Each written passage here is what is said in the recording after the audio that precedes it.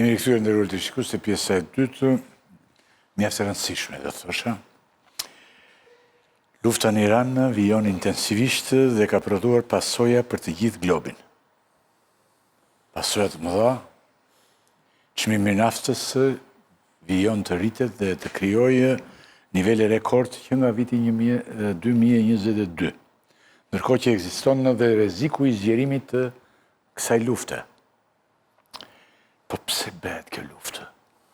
Është misioni i dytë që ne bëjmë, që filloi lufta, me fillimin e luftës së dytë, dhe ende nuk e kemi marrë vesh ndëruar të shikues pse bëhet kjo luftë. Për naftën thonë të gjithë, për këto pasuritë. Në Ukrainë për këto xhevahiret me metalet e rralla të gjitha, sigurisht mo. Edhe për këtë, kjo është një arsye e rëndësishme, po pse tani? Shpërtheu kjo më njëherë. Cili qëllimi i shëbave dhe Izraelit? E përzihen teorit nga më të çuditshme në ndryshmet, po dhe të vërteta pjesa dërmuese që Izraeli me lobingjet që bën dhe me njerëzit e fuqishëm që ka, që shtrihen, sidomos Shtetet Bashkuara, është mjaft influent dhe është shumë e habitshme se si një vend me 10 milion banor kap përkapiste Shtetet Bashkuara të Amerikës dhe i tërheq. Është duket mjaft e habitshme. Por kohëra të çuditshme jetojmë dhe kush e di çfarë do shohim. Ndërkohë Irani ka zgjedhur liderin e ri, djalin e Ayatollah Khameneit, Mojtaba Khamenei. Mojtaba quhet? Korrekt. Mosh apo Moj? Mujtaba. Mujtaba. Mujtaba. Me u. Me u. Mujtaba Khamenei. Mujtaba i zgjedhur tani, që edhe plagosur thanë gjinish, faleminderit që se ti ushtrove, vetëm të tjerë të jenë këtu dhe do të shtohet edhe në lidhje do kemi sigurisht Orsi Azergjiun. E nga ato si fyrin ato çahan, të gjitha që mos më thuash mua prit se do ha buk. Pse aq pi një gjeti dhe kaq mbarona? Jo, hëngra, mos hëngra. Jo, tash në rregull. Atë do të vijojmë të flasim për të flasim se kush na dëgjojnë këtu ndonjëherë, kush na dëgjon se na dëgjojnë ne tani. Edhe folmja nuk është se ka ndonjë rëndësi të madhe në ditët që jetojmë. Lajmet më të lexuara janë lufta në Iran. Lufta sigurisht, sigurisht. Atëherë, të shikojmë sinkron njëherë është një lutje që mua më afroi Gjinishi për Trumpin dhe ushtrinë. Kush e bën këtë lutje para se ta futim Gjinish? Paula White Kane, po janë përgjithsisht pastor ungjillor që janë mbledhur në zyrën e valet Trumpit. Amerikanë? Po. Janë me origjinë izraelite, besoj. Jo, janë gjithë Amerikanë, pastor. Ja ta ndjekim lutjen për Trumpin dhe për ushtrinë para Trumpit, se ai kërkon dhe që ti luten tani.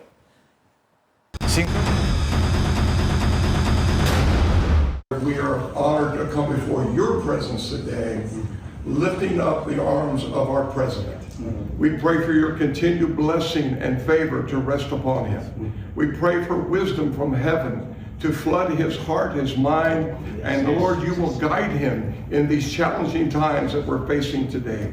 I pray for your grace and your protection over him. Yes. I pray for your grace and protection over our troops and all of our men and women serving in our armed forces. Yes. And Father, we just pray you'll continue to give our president the strength that he needs to lead our great nation as we come back to one nation under God, indivisible, with liberty and justice for all.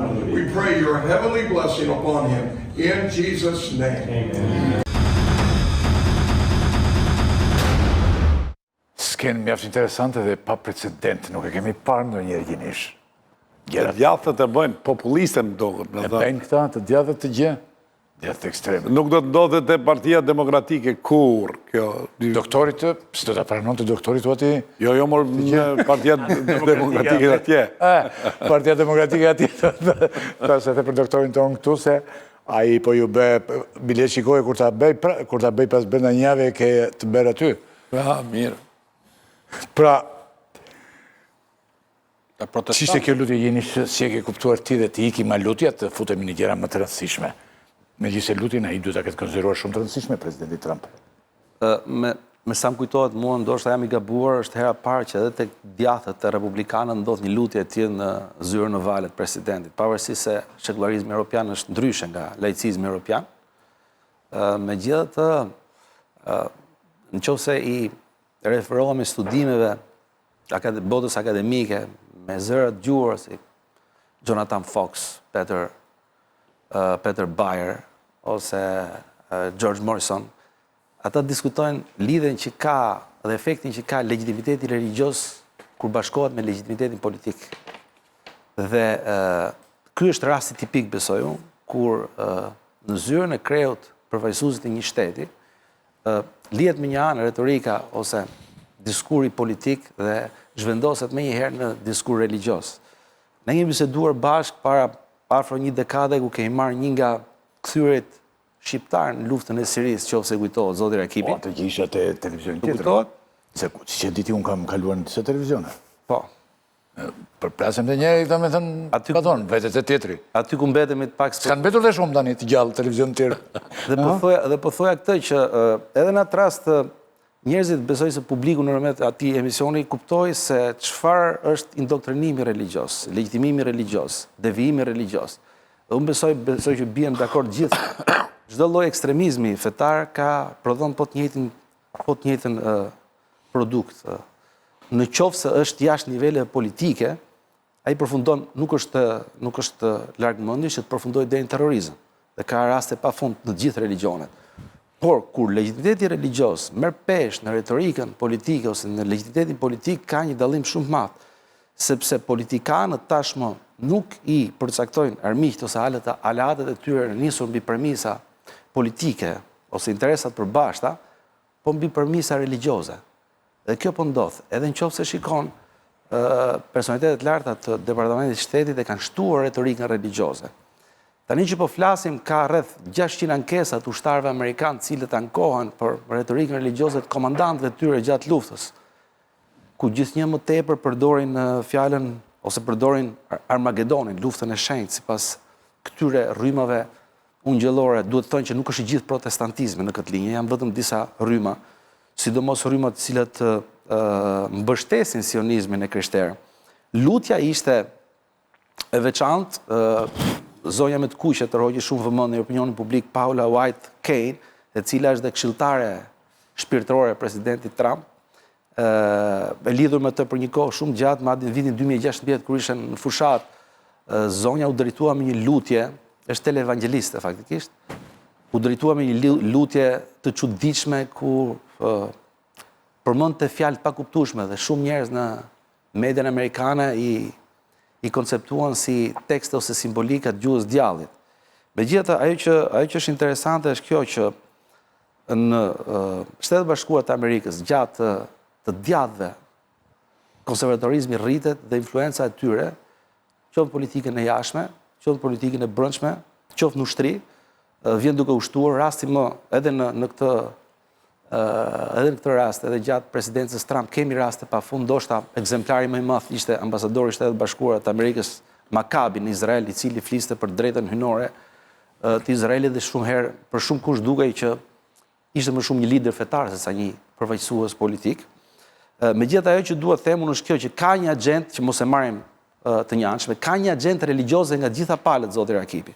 Domethënë, ndërkohë që Izraeli flet për Izraelin e madh bazuar totalisht në koncepte religjioze, në Talmud, edhe Irani flet për Imam Mehdin, për imamin e zhdukur.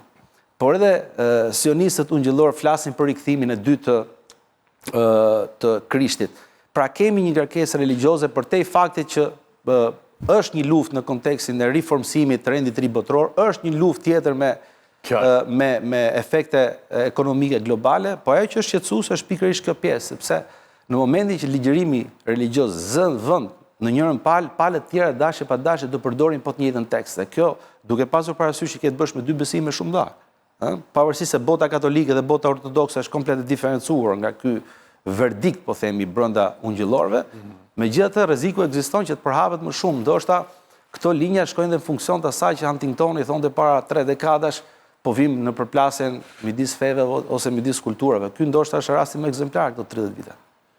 Jazegji, përveç bombave tani kjo odhi Izraeli aty dhe Amerika gjitha dhe bombave që po prapen shumë, duket sikur po vjedhin dhe lutjet, se ajo edhe zona ku jeti zona ande, ajo pjesë, lindja e largët, po lindja e mesme përgjithsisht, është zonë e madhe e lutjeve. Është dhe kohë lutje është tani dhe të gjitha dhe duke sikur janë vjedhur dhe lutjet. Tani këto janë marrë dhe i bën presidentit të Amerikës. E pe lutjen të aty apo ja? Se ti thua pap është bërë ky tani, pap ishte ky, Kamenei e gjitha, po pap tani po bëhet dikush tjetër, të lutjet që i vajtën ata. Nga i kur mbaroj president mund të jetë pap. Janë shtuar pap. Po thaj, kur u bë papa Amerikan, tha, unë mund t'isha më i mirë të asaj. E tha Trumpi. E tha Trump. Ky katolik është Trumpi. Ungjillor. Eh? Ungjillor. Protestant. Është protestant. Ky s'bëhet të Sa vështirë katolik me qenë kryet. Po vonë është bërë. Njerë ka ndodhë dhe ma nuk ndodhë. Vonë është bërë njëri fetar Trumpi, nuk ka qenë njëri fetar. 2 dekada. Kennedy çfarë ishte? E Kennedy ka qenë katolik. Po ndaj dhe vran. Ja, kjo është deklarat, ti s'kisha pas qef me ndëgju, po okej. Shumë me ra. Olsi, tani ti si e mendon tani, këtë lutjen e peti? Po, çfarë i ka ndodhur politikës amerikane është që, sidomos me ardhjen e Donald Trumpit, ajo është marrë peng nga evangelistët zionistë, dhe përveç kësaj duhet të kuptojmë që Trumpi familjarisht i takon edhe grupit ekstremist qifut Shabat Labovic. Dhëndri i tij, Jared Kushner, është një nga ndjekësit e këtij sekti. Ky është sektë qifutësh Ukrainas, të cilët po ashtu Fjala qifut sikur nuk përdore tani, se Hebresh. hebrej themi, se qifut ti e përdor kështu si me Ka konotacion. konotacion Unë negativ. përdor terminologjinë e qifutit Stefan e Robert Zvarcit në Shqipëri. Ai ka përdorur termin qifut edhe, domethënë, derisa ja qifutët e përdorin për veten e tyre nuk besoj Ai nuk të linte të përdorje. Ma ka bërë mua një herë. Po ai ka përkthyer librin Qifut ka e Toledos dhe në gjithë librin e quan Qifutë. Po ashtu Qifutën e Toledos. Ashtu është ai titull libri në fakt. Po unë jam përplasur njerë me shumë fort për këtë problem. Gabimisht përmendëm një kafene të hershme, kafeneja që që e kafeneja që rinim në Barwesti. Në vitet 90 burë. Fideli. Po pra, Barwesti. Atje rinë të e. Barwesti, e. Në më thënë është përplas dhe njerë unë përplasa unë me të, gabimisht, se unë e thash gabimisht qifut, edhe a që dinim atëre, sa ishte hapur demokracia, në qifut i dinim vërtet atë, mi po jo, në kuptonim mirë që ishte edhe, ishte shumë përgjerative, edhe u përplase shumë keq, mos e përdor me ta, shu që në e ke gabim, nuk e përdor dhe, ndjes pas. Po, tani, në qofë se për atë ka që gabim ai, pse ka përkthyer libra dhe ka përdorur. Po libri është pikrisht ashtu, ai titull, Qifut e Toledos. Se unë marrë vesh nga kjo botë. Në gjuhën shqipe, ne përdorim fjalën qifut. Por në vitet 90, si pasojë e ardhjes së Ebrej të themi Olsi dhe se nuk është e rëndësishme. Hebrej dhe izraelit është termi që përdoret. Izraelit, ebrej dhe kaq. Okej. Ti po deshe edhe përmende, nuk të ndalojmë. Modern. Okej. Tani dalim te Trumpi dhe dua të them që familja e Trumpit, apo më saktë dhëndri, i takon këtij sekti të cilin Filli i Sigurisë Kombëtare të Rusisë e shpalli edhe organizata ekstremiste, dhe sipas këtij sekti numër 1 është që judejnë besojnë që janë populli i zgjedhur i Perëndis dhe që janë superior mbi njerëzit e tjerë. Dhe e dyta, këta judej ekstremist, ashtu sikur edhe këta evangelistët e krishterë që ju po tregoni në pamje, besojnë që Izraeli duhet të sundoj botën, ata janë populli i zgjedhur i Perëndis, dhe ata kanë të drejtë që t'i shkatrojnë fqinjët e tyre arab, të shkatrojnë Xhamin Aksa, të ndërtojnë tempullin e tretë të Solomonit, dhe nga aty, ata Zoti do t'i fali dhe do t'i sjellë Meshian. Dhe edhe këta evangelistët e krishterë që mbështesin Trumpin, ta besojnë që duke mbështetur Izraelin kundër arabëve dhe muslimanëve, ata janë duke bërë një mision të shenjtë ndaj Zotit. Nese, ata mbështetën edhe diaspora arabe për atë punë, Michigan edhe shumë shtete tjera, që ka shumë arab, ka shqiptar, por ka edhe shumë arab. Jo, ai flet për rastin e pastorëve, për rastin e klerikëve flet. Shtete swing. Po thot për rastin e klerikëve. Ai kishte mbështetjen madje edhe diasporës iraniane, nëse mbani parasysh këtu erdhi Mike Pompeo, erdhi Pensi, sepse takimi me këta të Mekut ishte edhe në funksion të votave të diasporës iraniane, që është një 10-12 milion Amerikë, kështu që ai ka marrë një votë shumë gjyshe, edhe votat zezakësh madje, edhe votat varfërish. Po ka marrë 80% votës evangjeliste. Nuk e di tani. Ndërsa po jo, ne për këtë jemi, për këtë pjesën sektare. Pjesa sektare është ndjeshtë. Po nuk pika nuk ngatrohet dot me të tërë. Pasi të mbarojmë. Jo. Gotën e sigurisht e tham që është ka shumë dimensione, po për sa përket religionit është korrekte kjo pjesë. Tani, okej. Tani hymi se i kishim të kjo lutja nga që unë e morë e përzjodhi zoti Gjinishi dhe më duk mjaft interesante për ta futur nga që nuk e kemi parë këtë mënyrë, por e bëjnë këta të djatët dhe zbjatët ekstrem, thotë Batoni, por ne shqyqysh kemi, apo kemi nëse të djatët ekstrem janë bërë tani këta tanët. Kemi Edi Rama në ka zgjedhur dy ministra neve të... Doktor, Në qeverinë e Ramës kemi 2 ministra evangelistë që janë si kur këta Evangelisti, kemi evangelistët që lutën për Trumpin. Po, Gjallarët inauguruan librin për parat. Tani, e para Ylli, mendoj unë të kjo lutje. Te lutje, se nuk dorim shumë gjatë. Është përtej, me thënë drejten, përtej lutjes është me qenë se po përgatiten për një luft ma tashpër, këtaj po luten për viktimat e tardhmes, jo për ato se, dhe me thënë, kjo lutje i bën njerëzit ma të ndjeshëm. Të thua që kjo është për të vrarë që do vinë? Po, dhe... Do bën 7. Po, se kjo realisht i zbut shpirtra, se kur të vinë viktimat edhe kur të vinë... Se këta luten vetëm të vrarë të Amerikanë, jo të vrarë të botës. Jo, unë po flasë për vetë vrapë, vetëm për ushtarët Amerikanë, sa aty kanë ndjeshmërit madhe. Dhe kjo lutje është për tardhmen. Dhe me thënë, se njeriu që shikon në shtëpi, këtë gjë, ka një ndjeshmëri. Dhe duket populiste, por ka ndjeshmëri të jashtëzakonshme. Unë, realisht njerëzit që merren me politikë dhe janë në zyrën ovale, edhe bëjnë kësi gjëra, nuk kam koment për arsye se... Qartë. Sinqerisht nuk e... Unë them tani të kthehemi direkt të vazhdojnë ngjarjet, ne kishim herën e kaluar përsëritëm një emision ditën e njëjtë për arsye, domethënë që i ndodhin njerëzve të arsye gripale apo shëndetësore të tjera dhe e përsëritëm të emision dhe tani jemi në njëjtat rrethana, por disa ditë, një javë më pas, që kemi përparime dhe çfarë kemi konkretisht. Një kolegu ynë, që është nuk banon në Shqipëri, shkrua në unë e thira atë, por fatkeqësisht i ra dhe do ishte në lidhje si kundës e Olsi, Blendi Kajsiu, por ai nuk do t'jetë për shkak të orareve që kishte me mësimin. Irani është lufta e parë e rendit të ri botëror, thotë.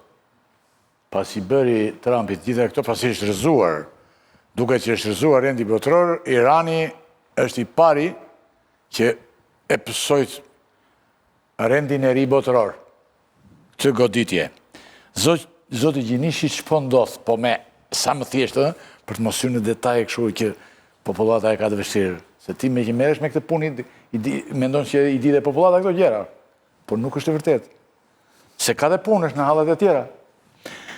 Tani, ç'po ndodh me luftën e Iranit, cilat janë ngjarjet kryesore që janë shënjuar në këto ditë që ne kemi munguar në këtë luftë, dhe çfarë pasojash janë prodhuar deri tani sa më shkurt dhe më qartë, dhe kolegët e tjerë. Atëherë, lajmi kryesor është zgjedhja e pasardhësit të tretë, ose liderit tretë të revolucionit islamik. Edhe çuditërisht është djali i parardhësit, Muqtaba Khamenei, i cili është 56 vjeç, është zgjedhur ditën e diel, domethënë 10 ditë që nga fillimi i luftës, pothuajse. Ka një diskutim shumë të madh nga njëra anë, patjetër që zgjedhja e liderit të ri ka krijuar një lloj unifikimi brenda popullit. shohim që rrugët e Tiranit janë mbushura plot me njerëz që dje në mbështetjet liderit të ri, gjithë institucionet, domethënë ka një farë mbështetje të madhe, por nga ana tjetër, lideri ka hap një debat shumë të madh, jo vetëm brenda Iranit, por dhe jashtë Iranit, me disa pika kryesore nëse mundem, e para u zgjodh në një moment lufte. E dyta, Këshilli Asambleja prej 88, Asambleja Ekspertëve prej 88 personave votoi me 54 vota. Në sa po kaloi gjysmën. E treta, ka pas 6 kandidatura shumë të rëndësishme midis tjerëve, ishte nipi e Khameneit, themeluesit, kreu i gjykatës supreme iraniane, ish kreu i parlamentit, cilët u rrëzuan. Pikë tjetër është diskutimi apo po na krijohet një dinasti Khameneish, sepse është rasti i parë kur një trashëgimtar vjen në front. Gjë e cila dy liderët e parë suprem iranian nuk e kanë aplikuar më parë. E treta, që është një pikë gjithashtu, do me thënë se ky është një njeri që nuk ka patur kur funksion zyrtar.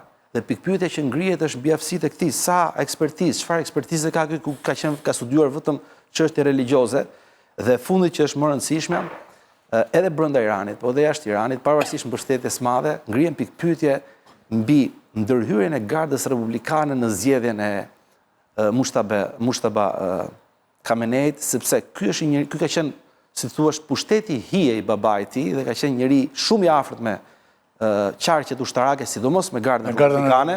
Mos harroni që ai Ushtarako ekonomike. Po, mos harroni që është historia ekonomike. Njeriu i afërt, më i afërt i gardës. Dhe historia është kjo, domethënë që ky që në vitet 80 ka marrë pjesë në luftën e Iranit me Irakun, kështu që është më shumë i promovuar si njeri ushtarak se sa si njeri. Që unë e kisha pak më pas këtë, po ti e hape. Unë se di çfarë shkruan ti në ty. Jo, vështë e gabim që nuk t'i dash, për shembull, me ty mund të jemi nga që ke një rol të rënd të kjo, sidomos të kjo pjesë. Do me thënë ka pikpyetje të mëdha, pavarësisht se unifikoi faktorin e brendshëm të Tiranit, është një njeri i cili përket konservatorizmit ekstrem. Do dalim në një moment tjetër. I cili mund ta shpërsoj. Tani, pjesa tjetër është lufta çfarë ka prodhuar deri tani? Lufta ka prodhuar krizën. Kur pyesim Olsin, ai do thotë që sulmet të mëdha të Iranit. Amerika po shkatërrohet. Lufta ka prodhuar një krizë shumë të madhe, jo vetëm midis Iranit dhe Izraelit, sepse dëmët janë dy palëshe, pavarësisht se ku më shumë e ku më pak. Irani vazhdon të godasë akoma Izraelin, dhe kjo është një pikpyetje e madhe, diskutohet qarqet e ekspertëve, kush është arsyeja, domethënë gjithë këto baza amerikane të cilat goditen. Ku e gjeti gjithë këtë fuqi të madhe Irani? Irani sigurisht i ka potencial shumë të madh ushtarak në prodhimin e dronëve dhe të raketave. Ka përdorur diku 2000 dronë dhe 500 raketa deri tani, po ka aftësi të prodhoj mira dronë në muaj. Dhe gjendja thoshin është 3000 raketa në muaj. Domethënë ka një potencial shumë të madh, por nuk është kjo arsyeja kryesore. Arsyeja goditse e Iranit nuk ka rënë, është shtuar fare, dje është shtuar. Arsyeja goditse e Iranit përcaktohet me dy element kryesor. E para, goditja e radarëve përreth, edhe brenda Izraelit, dhe kjo është më rëndësishme, dhe këtu lufta Amerikik sfond më proksit, angazhimi i Kinës dhe Rusisë në mënyrë indirekte. Është provuar tashmë, gjithë mediat perëndimore shkruajnë, se si shërbimi rus jep koordinatat sakta të objekteve strategjike, qoftë bazave amerikane në Gadishull, qoftë dhe brenda Izraelit. Domethënë lufta po prodhon një konflikt më rrallë. Izraeli është interesuar ta hap konfliktin, duhet thënë që Mossadi është goditur. Ka goditur. Mossadi ka goditur, po ajo që ka bërë Mossadi është diçka tjetër, po mundohet të fusë në luftë vendet e Gadishullit me Iranin, sepse në Katar dhe në Arabinë Saudite ka patur arrestime të njerëzve të Mossadit, cilët planifikonin sulme brenda Katarit dhe Arabisë Saudite me qëllim që të nxjisë një reagim kundërshtues të këtyre vendeve të gjirit, të cilët edhe pse janë goditur deri tani kanë refuzuar sulmet e Iranit, por ndërkohë nuk kanë qenë të gatshëm të futen vetë. Emiratet sot për herë të parë kanë goditur. Po? Emiratet për herë të parë sot. Po. Emiratet kanë ndoshta hallin më të madh sepse janë miliarderët cilët po largohen totalisht nga Emiratet dhe po shkojnë në Singapur. Dhe kjo është një tjetër efekt negativ i ekonomisë. Kështu që ajo që po thoja unë zoti Rakipi është kjo që Shtetet Bashkuara të Amerikës dhe Izraeli dështuan në ndikimin për të vendosur një lider të ri. Dhe kjo është e padiskutueshme. Në qoftë se referohen me deklarata e presidentit Trump ose ministrit Broder ose Rubios, sekretarit shtetit, ata gjithmonë i mëshonin idesë që nuk do të ketë lider pa miratimin tonë. Ndërkohë që lideri erdhi dhe sigurisht që është një lider pritet të jetë shumë më konservator se Sajati. Ky është dhe rasti i shprehjes parë konservatorizmit, ku ditën e diel sapo u zgjodh ky pat një breshëri sulmesh me raketa i vlerësuar si më i madh deri tani mbi Izrael. Kështu që deri tani premisat janë për të zgjeruar konfliktin, nuk ka asnjë tregues që konflikti po mbyllet. Të shohim, presidenti Trump sot deklaroi që do të shohim se ç'do të ndodh me liderin e ri. Sot ka ndryshuar, sapo ka thënë që lufta është duke përfunduar. Sapo ka thënë në intervistë. I kemi arritur. Luftën e përfundon 3 herë ditën ai. Po, deklarata e fundit ka qenë që lufta mund zgjasë gjatë 40-50 ditë. Sot ka thënë që lufta është duke përfunduar dhe ka pasur telefonat me Putin tani në fund. Dhe kanë diskutuar me Putin për luftën. Edhe për Iranin, edhe për Ukrainën. Para... Ndërkohë, fal, nëse mundem fal. Unë ngrit teza që Putin ndihmon. Putin ka thënë edhe që do ndihmojë, mund të ndihmojë Evropën me gaz dhe karburant, pra mund të rikthejmë gjithë. Rusia dhe Irani vitin e kaluar kanë bërë një marrëveshje të madhe strategjike. Dakor, kanë marrëveshje zyrtare. Më tepër e ka me Kinën.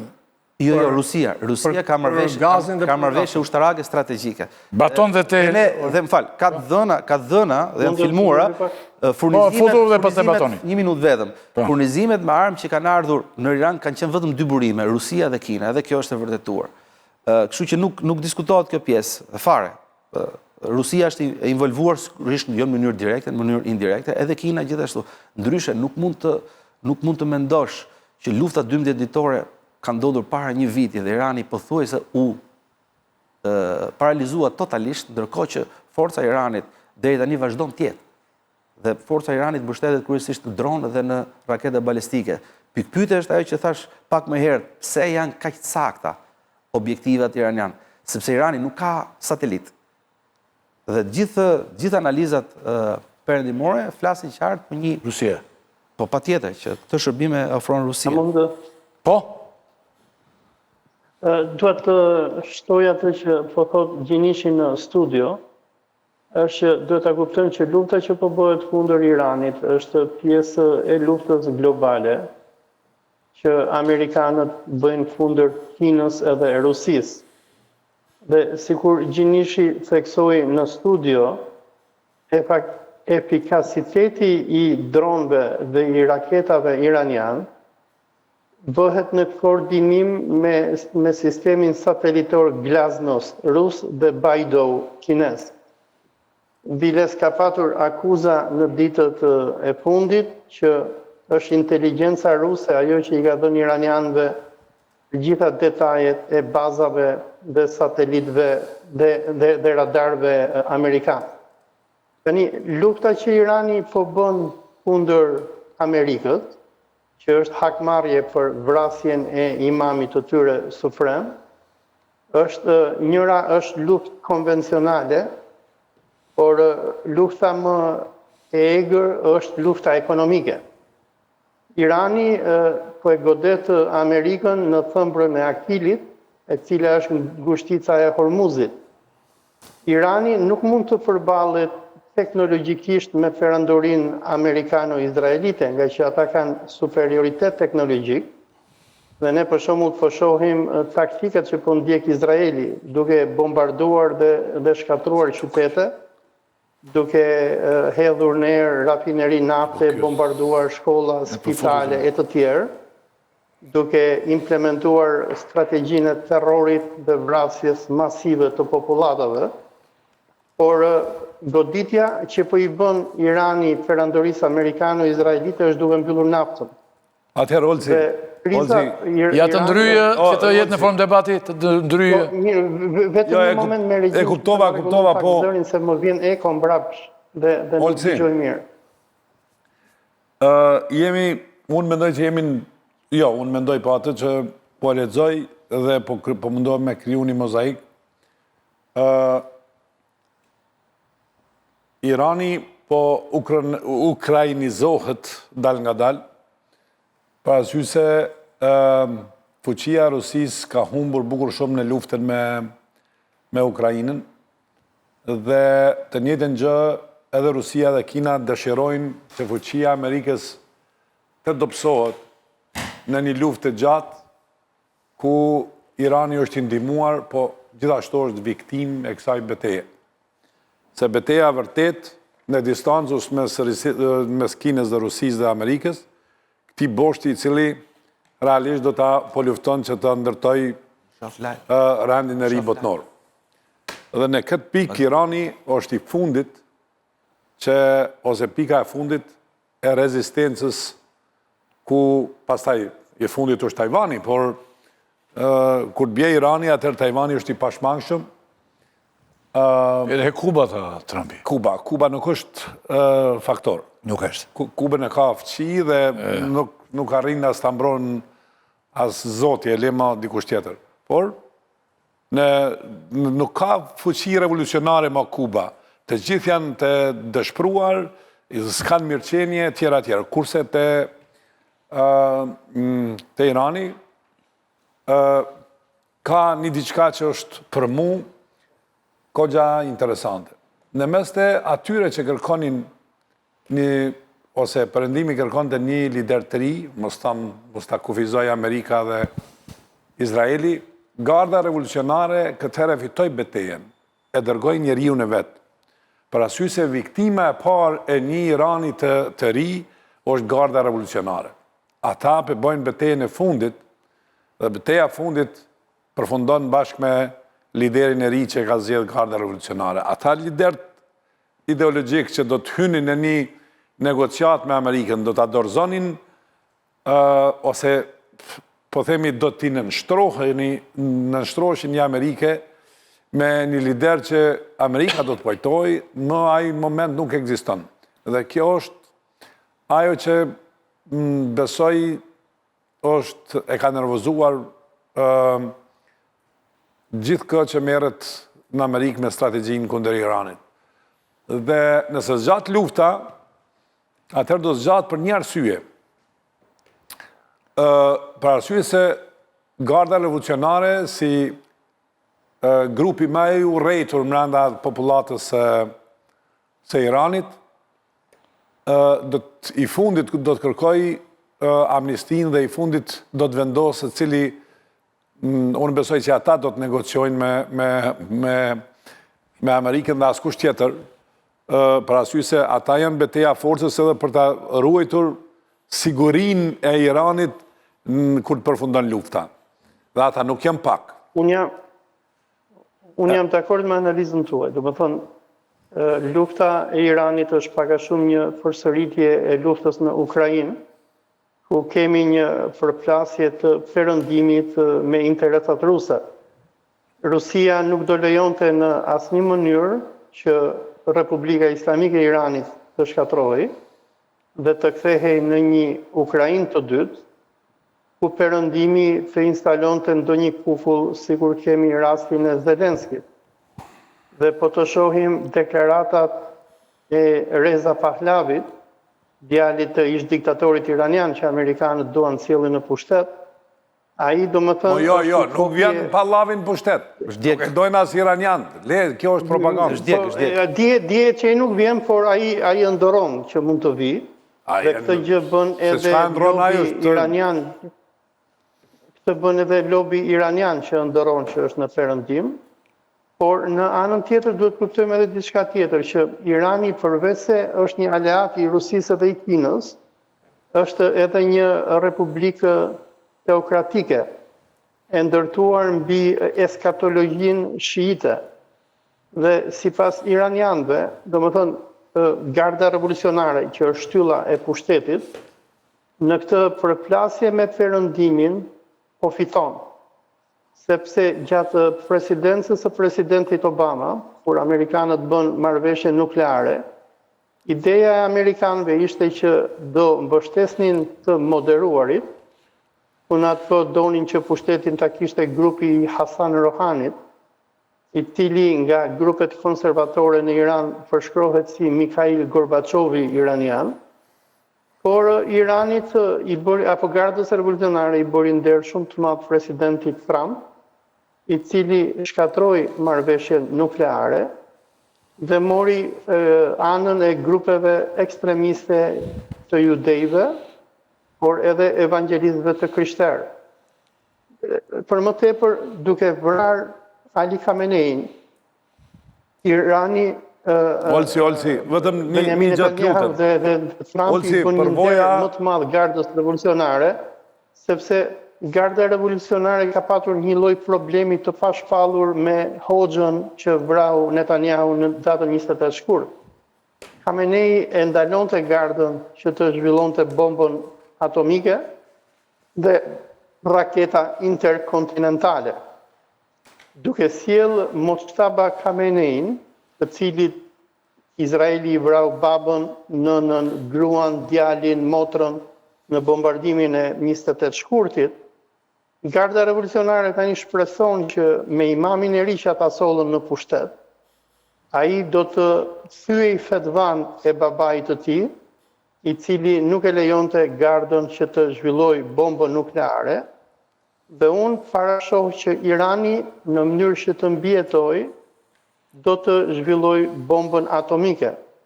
Nga që për shembulli Koresë së Veriut apo i konfliktit Indi-Pakistan na ka treguar që vendet më të dobta mund të mbijetojnë vetëm nëse kanë arsenal nuklear. Arsyeja pse Izraeli i vogël terrorizon të gjitha vendet e botës islamike, i bombardon vret këtë do e tjerë, ka të bëjë me superioritetin teknologjik dhe ushtarak që kanë judejnë. Dhe sikur thotë Benjamin Netanyahu në librin që i shkrua në vitin 1995 me titull Fighting Terrorism, Po nuk... ideja e Izraelit ka qenë që Izraeli nuk duhet t'i lejojë vendet islamike që të zhvillojnë bombën atomike, ka që i thotë nëse këta të zhvillojnë bombën atomike, ne nuk do të kemi superioritet. Nuk është betej për, ose nuk është dialog për domethënë, për me tregu një pikat intelektuale ose leximet. Esenca është sa do qëndroj Irani. Edhe esenca është Skenarët. cili është skenari 1 dhe 2. A do tjetë garda revolucionare, ajo pjesa oportuniste që i bashkohet pushtetit, parasysh se ata janë realisht forca reale në Iran, pa ta gjithë shka do t'ishte e lehtë. Edhe ndrimi i pushtetit, edhe ndrimi ideologjik edhe gjitha. Esenca është që na të bisedojmë edhe me profesor Gjenishin, ku është, cili është skenari 1 dhe 2, parasysh se lufta, jam i sigur që do përfundoj me humbjen e Iranit. Por sa do të pësohet Amerika, për të bë kompromise për gjëra tjera, për Tajvan edhe për Ukrainë, është çështje që duhet bisedu. Atëherë mbetemi te pyetja, a pritet të jetë kjo një luftë e zgjatur dhe çfarë roli po luajnë fuqitë e mëdha në këtë luftë? Po, vetëm se është krejt e qartë që në kohë lufte ka censur të madhe. Domethënë për informacionin që vjen nga fronti i luftës e nga dy krahat. Dhe afërmend që ato njerëz, ato individ, ato grupe, ato qarqe që janë afër Iranit, përhapin këtë sipas cilit të narrativën sipas cilit Shtetet Bashkuara të Amerikës janë duke u goditur shumë, Izraeli është... Qartë jemi të qartë. Mirë po, ka një burim... Olsi na e paraqet më mirë këtë, ne të tjerë paraqesin... Ka një burim, cili është CNN. CNN është anti-Trump. Pra, është kundër... Të mbetemi atëre te... CNN Po është pro-izraelit. thotë që duke cituar... është pro-izraelit. Ti atëre, po ti që kundërshton CNN-in, atëre do duhet tu është nga cila pozitë se... Ja t'japu një kundërfakt para se ta thuash. Pse Izraeli dënon me 5 vjet burg shtetasët e tij që nxjerrin video shkatrimit që ndodh brenda territorit. Të njëjtën gjë bën dhe Irani. Pse? Njëjtën gjë bën dhe Po Irani nuk është çudim, ë? Prit. Po Irani nuk është çudi e madhe. Izraeli pse bën këtë? Tani edhe një herë. Ka manipulim lufta nga të dyja palët o Pikërisht, por jo, meqense u përhap se Olsi edhe herën e parë dhe këtë tha që janë shkatruar bazat amerikane në Gjirin Persik e tjera. Tani, komandanti i këtij operacioni, domethënë, komandanti amerikan, por ama duke u referuar CNN-it, thotë që sulmet me raketa balistike iraniane ka rënë me 90%, sulmet me dron 83% krahasuar me ditën e parë të luftës. Po sa kanë qenë intensiteti? Sa kanë qenë? Së shkollaj të thushu? Amerikanët pretendojnë që kanë goditur edhe lëshuesit e raketave, 60% të tyre, edhe të dronëve. Pra madje edhe një mentor që thua që Irani do palosisht edhe Bashkuarat e Amerikës të nuk ka budallan botë, si ta thotë. Çështja është kjo. Irani, nga që e ka ditur me kohë, me cilën fuqi përballet, ka marrë masë rezervë. Dhe ajo që ka ndodhur tani, apo tregoj diçka. Ajo që ka ndodhur tani është kjo. Ai ka shkatruar për shembull, ja një sekond, jo, po që për të thënë një gjë asaj që po thua ti. Okej. Ti kthyre një. Kur ne ishim fëmijë, mendonim edhe atëre nuk mendonim që Vietnami do të shkatronte Amerikën, por Vietnami solli probleme të mëdha për Amerikën. Ishim fëmijë atëre. Ne nuk mund të themi që ka shumë ngjarje të përzjera, të ngatruara, të dyshimta dhe përfundime të ngjashme me njëra tjetër. Shtetet e Bashkuara shkojnë në Afganistan dhe e lënë Afganistanin pastaj pilaf. Në gjendjen që ne pam. Mori parat. E futën në Ukrainën gjithat konflikt dhe e lanë. Parat gati po i. Ukraina më pse shkoj larg. Ukrainën e futën gjithat luftë dhe e lanë. Po pra tani. Dhe e lanë. Dgjoj, nëse mund të ndërhyj pak, është që jo, do mbetemi këtu. Sa pritet të zgjat kjo luftë? Po, për luftën. Do të thënë, ne nuk e vëmë në dyshim që Amerika ka superioritet ushtarak ndaj Iranit. Por duhet të kuptojmë diçka, do të thënë, sikur u përmend edhe në studio, historia e luftës në Vietnam, apo historia e luftës të Bashkimit Sovjetik, pushtimi i Afganistanit, apo pushtimi amerikan i Afganistanit gjithashtu. Perandoritë e mëdha, zakonisht kur përballen me fobuj më të vegjël, humbja e tyre nuk ndodh në aspektin ushtarak. Bashkimi Sovjetik deri në momentet që u largua nga Afganistani, kishte armë që mund ta zhdukte Afganistanin nga paqja e dheu. Amerikanët gjithashtu. Por problemi me perandoritë e mëdha është se ato nuk përballojnë dot kostot e konfliktit. Dhe ajo që ne po shohim në këto momente është se ndërsa Amerikanët mund ta zhdukin, domethënë Allahu na ruaj se në eskatologjinë iraniane ata besojnë që Trumpi mund të godasë edhe me armë nukleare Iranin. Dhe nëse ai përdor armën nukleare, aty është fundi i luftës. Por në një luftë konvencionale, pra në këtë pikë famë pastaj ne nuk e dim. Çfarë po shohim neve? Po shohim një krizë masive në perëndim. Se sikur e përmenda më herët, Irani, edhe pse teknologjikisht është inferior ndaj amerikanëve dhe izraelitëve, është duke përdorur gjeografinë. Dhe gjeografia është ngushtica e Hormuzit. Duke bllokuar ngushticën e Hormuzit, Irani po përdor një bombë nukleare ekonomike për perëndimin, sepse duke i bllokuar naftën botës. Po Irani 15% të rezervave ka. Nuk lëviz nafta e gjirit Irani po bllokon naftën arabe. Ngelet magazin. Po shikoni, domethënë, Irani i ka bllokuar vendet arabe që të shesin naftën edhe gazin. Dhe kjo po sjell një reaksion zinxhir, po sjell rritjen e inflacionit, sot ul çmimi, rritjen e çmimeve të naftës, ul prap. Kujt? Çmimi ul. Ul pra se tha Trumpi mbaron lufta shpejt, prandaj ul çmimi 20. Dhe domethënë rritja e çmimit të naftës. Olsi, ndalu te çështja, Olsi. Ndalu te çështja. Baton se kam probleme me zërin edhe mbullokohet. Vetëm një gjë. Dy çështje i do Irani. Një minutë se nuk dëgjoj. Sa ta bëj? Olsi, vetëm pak. Ngritja. Jo, po foles dëgjon pastaj. Olsi, dy çështje i do Irani. Urdhro. A mund t'i Po ta mbaroj pak idenë të lutem edhe pastaj më kundërshto. A mund t'i fut të gjitha jemi jashtëme totalisht. Të gjitha vendet arabe në demonstrim në rrugë kundër Amerikës dhe kundër pushteteve të tyre, ose kundër njerëzve në pushtet të tyre, kjo është esenca, nëse kjo atë nuk e arrin, lufta zgjat shkurt. Unë po flas me logjikën politike edhe logjikën ushtarake. Irani është duke përdorur bombën ekonomike. Duhet kuptojmë diçka, që perandoria amerikane sot. Trumpi për Evropën. Problemi kryet se po t'ishte mërzit për Evropën, dhe Evropa do t'i bënde presion dhe Amerika Nuk të dëgjoj, se kam probleme me zërin. Jo, Olsi, më le që ta mbaroj dhe pastaj flit, se nuk të Olsi, dëgjoj. kam një problem të teza jote kryesore. Po e ta mbaroj pak tezën, pastaj më kundërshto. Jo, po e stërmadhon tezën se... Po ta mbaroj tezën, më burr, pastaj më kundërshto. Hajde mirë. Se kam probleme me audion. Dhe dua të them që Irani po përdor bombën ekonomike.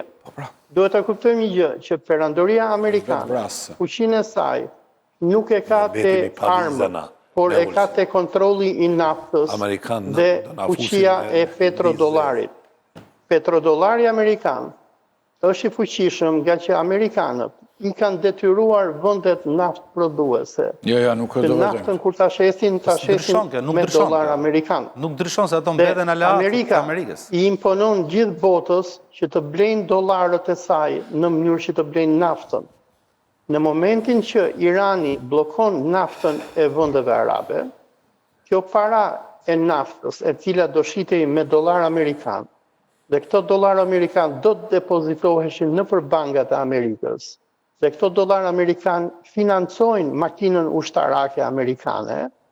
Në moment që këto dollar ndërpriten, ne kemi krizë ekonomike në Amerikë. Dhe kjo është arsyeja pse po e trondit administratën e Trumpit, nga që ata kanë menduar që Irani është sikur Venezuela, që ne mund të hyjmë aty, mund të vrasim sa njerëz, heqim kreun e pushtetit edhe mbaroi puna.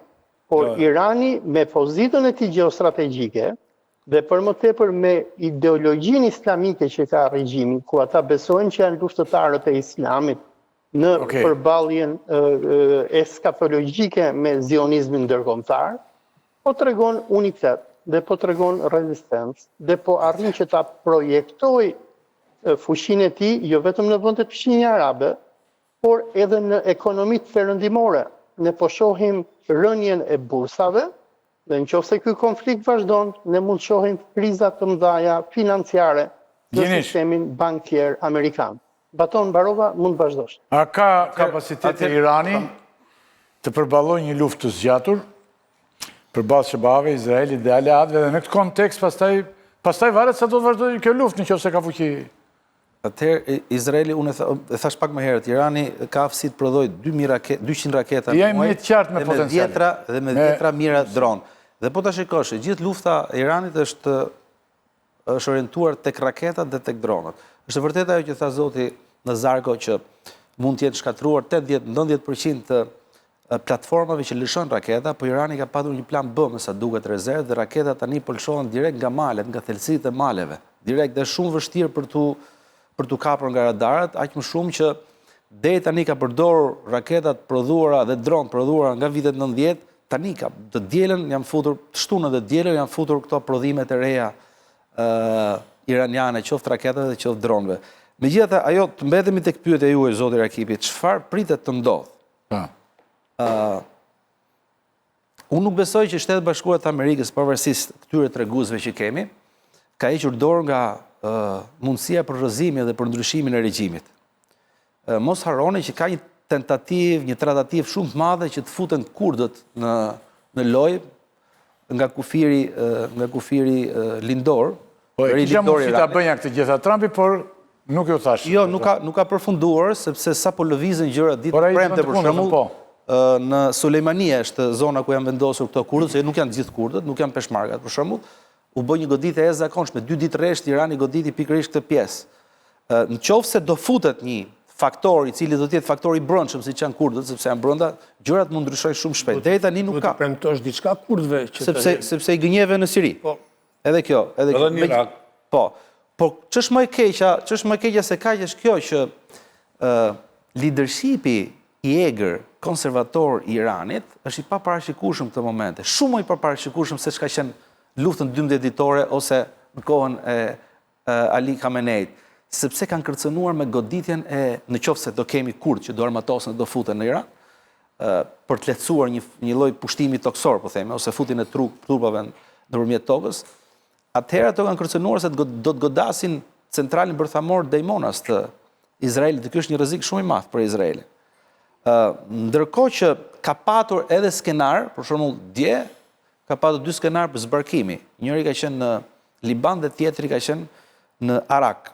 Arak është mendohet, sipas shërbimeve amerikane, mendohet që në Arak, ku është një central bërthamor, fshije edhe ai 450 kg i uraniumit pasuruar, cilët Shtetet Bashkuara të Amerikës janë të interesuar ta tërheqin. Dhe ndofsha nëse e gjejnë këtë, sepse liderin e vran. Apo jo. Nëse gjejnë uraniumin e pasuruar, besoj se bien edhe arsyet më të mëdha të ngritura për të vazhduar luftën dhe Shtetet Bashkuara të Amerikës tërhiqen me idenë që fituan, sepse i realizuan gjitha objektivat. Në të kundërt, unë mendoj që gjërat mund të shkojnë keq, një nga skenaret mund të jetë që Shtetet Bashkuara të Amerikës në qoftë se do arrin, s'duhet përjashtuar dhe rasti që ky Mushtaba Khamenei, i cili është lideri i ri, edhe megjithëse vjen nga pjesa konservatore, është lider i ri dhe ka përpara karrierën e tij. Nuk e dim në do të sakrifikojë deri në atë pikë, saqë të vjen pikpyetje ekzistencën e tij se mund dali ky njeriu, mund dali dhe jashtë parashikimit mund të jetë ky njeriu që të bëjë një marrëveshje me Trumpin. Trumpi ka thënë që nuk flas fare me këtë, nuk fare. Jo, Trumpi tha dëshojmë çfarë do ndodhi. Dëshojmë çfarë do ndodhi dhe la të hapur. Nëse Shtetet Bashkuara të Amerikës arrin të bllokojnë programin bërthamor, të bllokojnë sistemin e raketave balistike, liderin e kanë vrarë, e kanë arritur gjithçka, bëjnë dhe një marrëveshje e kanë arritur. Kjo është lufta, por për këtë thanë nuk duhet zgjidhej ky dhe nuk flasin fare, nuk komunikojnë fare. Po, sigurisht, po nëse ky është i gatshëm bëj një marrëveshje me presidentin Trump për të përmbushur gjitha kërkesat e tij, çfarë të keq e ka. Por ndryshe, unë mendoj që është dyshimi që një regjim ai mund të zgjidhë dyshimin. Është fillimet e veta, mo.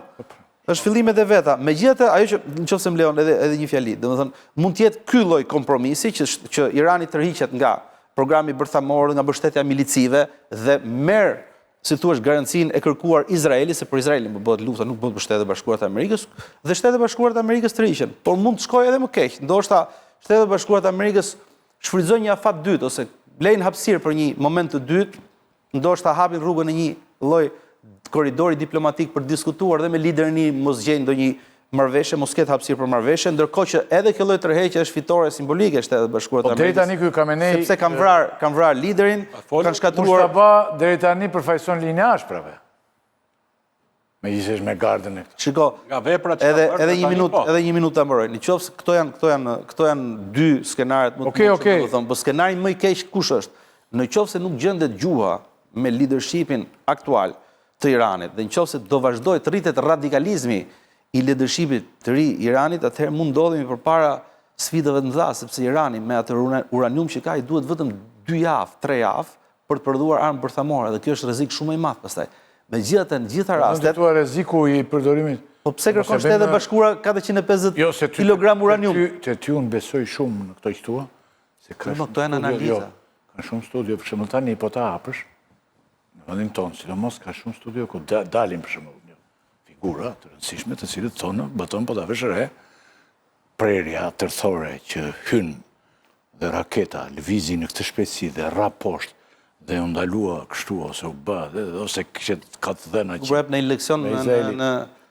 Leksionist. Leksionen në I kenë, po të ty unë... Do me thonë, historia është kjo, Irani e posedon një sasi për të prodhuar, një sasi uraniumit pasuruar deri 90% për të prodhuar 10 deri në 12 bomba bërthamore.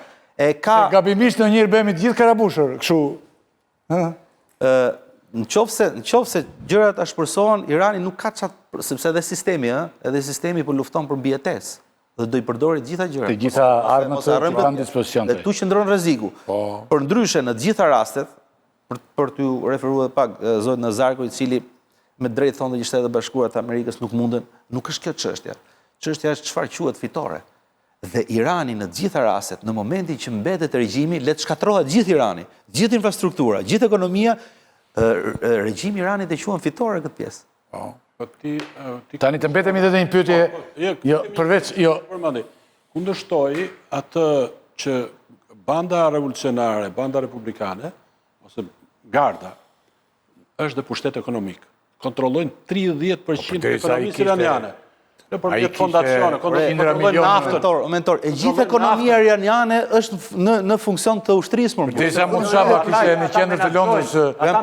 Patjetër, po nuk është historia e korrupsionit, është banale kjo tash. Nuk është histori e korrupsionit kjo. Gjitur me ambasadën e Izraelit. Që ata kontrollon të ambasadën. I biri, kominet, ishte 2 vila të mëdhaja në mes të Londrës, ngjitër me ambasadën izraelite dhe rindin për gjonin nga vila të ambasada. 250 milion euro pasuri në Londër. Edhe kjo që tha Olsi, se tani kjo është ajo dialektikës, që është një bombë bërthamore kjo ngushtica e Hormuzit, pra blokimi ngushtit. Ajo është vetvrasje edhe për Iranin, se edhe Irani nuk do shesi. Irani vrarë është. Është goditje edhe për Kina. Irani vrarë është. I mbyturi, pra Kina, të mbyt. e di, po është Kina, janë sponsorët e të saj, Kina dhe Rusia, a kanë interesa të Mentori, i mbyturi të mbyt. E vërtet është, po...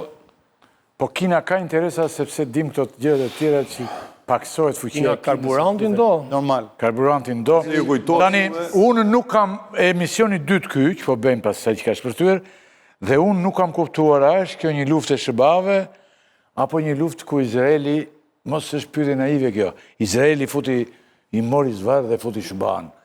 E kujt është kjo luftë tani? Izraelit, mendimin e Shtetit Bashkuar të Amerikës, mendoj që i vetmi shteti cili Apo është një instrument Izraeli? ka sponsoruar grupe terroriste për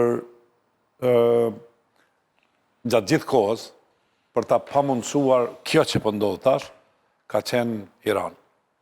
Po edhe këtë betejë pe hub, dhe Izraeli pe viton territorin e vet dhe daljen det aty te tamam daljen në Gaza, atë ngushticën, atë gjiun aty, për ata që kanë shku në Izrael e dinë se çfarë është Gaza, dhe besoj që kjo ka përfunduar si proces, por ajo që unë e frigohem, unë po flas me logjikë politike, është që në luftë kur gjithçka shkatërrohet, gjithmonë janë 1, 2, 10 të çmendur. Dhe Gjinishi e tha, ato kilogramet e uraniumit, dhe Garda Revolucionare është grupi i sakrificës. Dhe unë frigohem që dikush çmendet. Dhe pastaj, kur çmendet dikush, atëherë dikush tjetër vendos ushtarakisht për dënuar, jo vetëm ata, po ma nuk e kursen as popullatën. Kjo është rreziku më i madh për mua i logjikës. Tjetër rrezik është nëse e keni lexu tash librin e generalit turk që është në pension, ai flet për luftën e Amerikës në Irak dhe flet për problemet që Amerika ka me forcat toksore dhe forcat të cilat shkojnë në teren. Dhe ai tregon për pafuqinë. Ai normalisht e madhron Turqinë, se Turqia gjithmonë është ajo që e shpëton NATO-n sa herë që duhet me forcat toksore. Dhe tjerat ai çun forca speciale amerikane si të veçanta për intervenimet shpejta, por për jetë gjatësi të qëndrimit, thot që nga shtetet e NATO-s vetëm Turqia është e gatshme dhe është më e fortë. Tash, nëse kjo është krejt e vërtet, si thot generali turk, atëherë krejt intenca e luftës e Amerikës këtu është, se është motivimi vogël Iranit dorën zemër, nuk është një Rusi dhe një Kinë që frigojnë njerëzit që do ta humbë Amerika luftën, është larg humbjes. Këtu mund të ketë viktima më pak më shumë, por Amerika është e paprekshme nga një luftë me Iranin. Dhe nuk ka motivim për ta pushtuar kështu as te familjet, as te njeriu amerikan, as kushdo tjetër. Kjo është luftë nga lart, parasysh se lufta nga lart është më e qëndrueshme politikisht dhe s'ka viktima dhe nuk humbin republikanët vota. Dhe ajo që unë kam... Me vota janë keqë, janë keqë sondazhe, 36%. Po nëse viton... Ka kohë deri në nëntor. Ka kohë deri në nëntor. Ne po filluan të vrarët. Japim pesh burdit paqes. Rritën hapi herë. Dhe nëse kjo luftë përfundon me një njeri Amerikan në krye të Iranit, dhe nëse Kuba hyn në ombrellë që si duket do e bëjnë, atëherë kemi një fitore totale të Amerikës që dorën zemër është fitore e forcës, jo e diplomacisë, fitore e një rendi tri botnor, jo e një farë imagjinate politike ku i bindë të tjera. dhe nuk në kam bet tjetër veç në larkësin e saj të shohim që 30 milion të Tajvanit ta që tutje janë të rrezikuar. Një vend që ka punuar shumë në mirëqenien e saj, një popullat që ka bërë gjithë shka, por si duket edhe atje do të ketë fundin e vetë. Dhe pastaj mos habitemi që mas zgjedhjeve t'i shohim 3 liderët që na përcaktojnë se kush ka me qenë këshill sigurimit dhe si do duket bota. Kjo do t'jetë vrasësia e shijes më të keqe që s'kisha pas qef me pa, po si duket aty do jemi. Edhe kjo është ndoshta dhimbja më e madhe për gjithë ne, të cilët kemi besuar si një demokraci dhe një demokraci liberale, ku të gjithë janë pjesëmarrës në një jetë në këtë botë do të përfundoj. Unë kam edhe dy pyetje që dua përgjigje, dy pyetje gjysmë që dua përgjigje fare të shkurtra. Orsi digje si ka reaguar populli iranian, a ka ndonjë shenjë revolte ndaj regjimit apo iranianët bashkohen në raste të tilla? Apo janë bërë të gjithë bashkë kundër agresorëve? Në këto momente, shumica dërmuese e popullit në Iran është me qeverinë, për personat që ndjekin lajmet nga Irani mund shohin që në për qytetet iraniane populli ka dalë në mbështetje të qeverisë, edhe pse populli ka shumë probleme me qeverinë aty. Të më thënë, iranianët kanë më shumë liri se sa kanë shqiptarët në regjimin e Edi Ramës, por në këto momente që përballen me agresionin izraelito-amerikan... Po Edi Rama si dhe ka këtu? Po t'ishe të bine konen... Ramën e fute... Se të s'kemi as raketat. Se është koherente, tha dhe herën e partë. Për kam thënë edhe them në vazhdimsi unë këtë gjë. Po hynë Rama, hynë vazhdimisht. Dua të them që edhe personat që përpara pak javësh brohorisnin Merkberg diktator, që do të thoshte vdekje diktatorit për Khamenein, në këto momente janë bërë të gjithë me djalin e Khameneit, me Moshtaba Khamenei. Sa janë Varreza, ca mira. Po ku jeton mërbur Olsi? Se jeton në një distancë. Jetoj në Malezi. Gjëja e dytë është që... Goxha vend jeton. Po e dimore, di që jeton në Malezi, po isha retorik në pyetje, nuk ta kërkova përgjigjen. Pyetjen ta bona retorike, ku jeton mërbur, kjo i bie që ku pedin që janë me liderin e ri. Po e një 30.000 janë Varreza, kështu që... Tani, digjo, baton, mjafton të hysh në Twitter dhe të shikosh demonstratat që bëhen në përsheshet e Iranit dhe do shohësh që populli masivisht e mbështet qeverinë. Tani, në sytë e iranianëve, iranianët mendojnë që ata po e fitojnë luftën. Se? Nga që Irani po shkatron rendin rajonal që Amerikanët kanë themeluar që prej luftës së parë të Gjirit, kur ata hynë ushtarakisht dhe nisën shkatrimin e Irakut të Saddam Husseinit. Iranianët po godasin të gjitha bazat amerikane në lindjen e mesme, kanë goditur ambasadat, konsulatat izraelite amerikane, po detyrojnë Amerikanët që të largohen në mas nga vendet e Gjirit, dhe Gjiri Persik, i cili ishte kthyer në një koloni amerikane, në këto momente është në një periudhë krize ekzistenciale. Kjo që po bëhet tani është ëndra e Khomeinit, që në vitin 1979 kur u bë revolucioni islamik, ku ëndra e Khomeinit ishte që ta shlironte botën islamike nga dominimi amerikan. Në këto momente në Dubai, në Katar, në Manama të Bahreinit, në Riyadh, është panik. Ata ekspatët që mbajnë këto vende janë duke u larguar në mas, dhe diktaturat arabe që perëndimi ka sjellë në pushtet dhe mban, janë në krizë ekzistenciale. E dyta, Irani po bëhet heroi i të majtës botërore dhe i anti-imperializmit global. Po kemi protesta në mbështetje të Iranit nga Toronto deri në Londër, ku qytetarët e botës po protestojnë dhe po thonë... Tani që të themi të vërtetën, janë protesta kundër, si shben zakonisht për agresionet të tilla, kundër Amerikanëve, nga vetë Amerikanët. Jo pro-Iranianëve. kundër Irani amerikanëve. ka financuar këto partitë e majta, kështu që edhe ka. Se është si financimi që bënim ne për Joa Amazonasin në Brazilik. Por Spanjë kanë financuar. Më falë, dhe kundër A është revolta e njerëzve të drejtë dhe të perëndimor që ngrihen kundër qoftë dhe maskaradave dhe agresioneve. Marksistët janë kundër amerikanëve, kështu që kjo është fakt. Dhe në anën tjetër, Irani arri... Okej, po nuk jemi për shumë gjatë. Do me thënë Irani thua ti do rezistoj gjatë. Edhe po fiton. Edhe po fiton. Humbje nuk është kjo një mentoj që të dishtë. Po s'ndryshoj sistemi se shumë. Fjalia e fundit të një lideri që do të del në Iran do të thotë ne fituam luftën. Këtë e dim. Patjetër.